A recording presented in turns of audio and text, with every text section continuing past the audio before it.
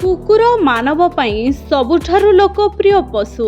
ସମଗ୍ର ବିଶ୍ୱରେ ଅନେକ କୁକୁର ପ୍ରେମୀ ଅଛନ୍ତି।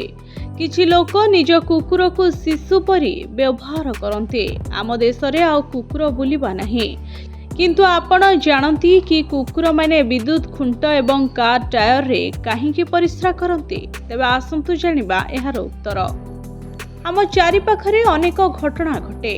ଛୋଟ ହୋଇଥିଲେ ମଧ୍ୟ ସେମାନଙ୍କ ପଛରେ କିଛି କାରଣ ଥାଏ।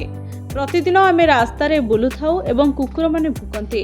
ସେମାନେ ପ୍ରାୟତଃ ଟାୟାର, କାନ୍ଥ ଏବଂ ବିଦ୍ୟୁତ ଖୁଣ୍ଟ ଉପରେ ପରିସ୍ରା କରନ୍ତି। ତେବେ ସେମାନେ କାହିଁକି କରନ୍ତି?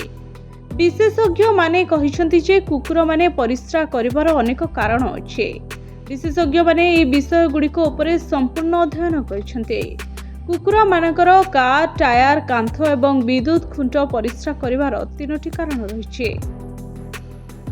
ବିଦ୍ୟୁତ ଖୁଣ୍ଟ ଏବଂ ଟାୟାରରେ ପରିସ୍ରା କରି କୁକୁରମାନେ ସାଥୀ କୁକୁରମାନଙ୍କୁ ଦେଖାନ୍ତି। ତାହା ହେଉଛି ଯେତେବେଳେ ଗୋଟିଏ କୁକୁର ଏକ ରାସ୍ତାକୁ ଯାଉଛି, ଏହା ପଛରେ ଥିବା କୁକୁରମାନଙ୍କ ପାଇଁ ବିଦ୍ୟୁତ ଖୁଣ୍ଟ ଏବଂ ଟାୟାରରେ ପରିସ୍ରା କରି ରାସ୍ତା ଜାଣିବା ଅତି ସହଜ ହେବ। ଅନ୍ୟପକ୍ଷରେ କୁକୁରମାନେ ରବରର ଗନ୍ଧକୁ ଭଲ ପାଆନ୍ତି।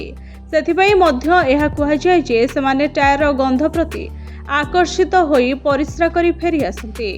ଏହା ସହିତ କୁକୁର ପରିସ୍ରାର ଗନ୍ଧ ଦୀର୍ଘ ସମୟ ପର୍ଯ୍ୟନ୍ତ ରବରର ଟାୟାରରେ ରହିଥାଏ। ସେଥିପାଇଁ ସେମାନେ ଗାଡ଼ି ଟାୟାରରେ ମଳିନ କରନ୍ତି।